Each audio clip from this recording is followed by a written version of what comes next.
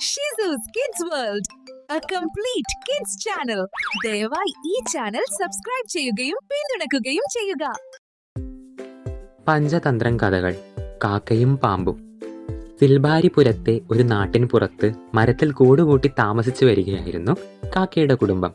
എന്നാൽ എപ്പോൾ കാക്ക മുട്ടയിട്ടാലും മരത്തിന്റെ കീഴേ മാളത്തിലെ പാമ്പ് മുട്ട തിന്നുന്നത് പതിവായി.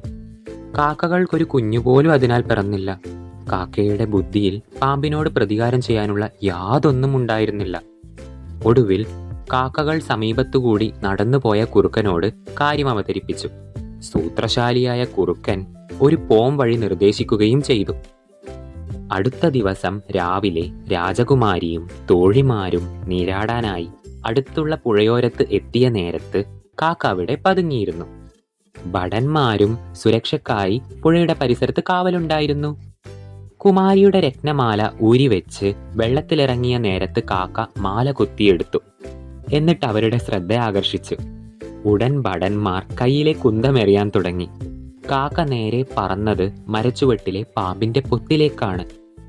ഭടന്മാർ നോക്കുമ്പോൾ കാക്കയാകട്ടെ മാല പാമ്പിന്റെ മാളത്തിന്റെ ഉള്ളിലേക്ക് കടത്തി വച്ചിട്ട് പോന്നു.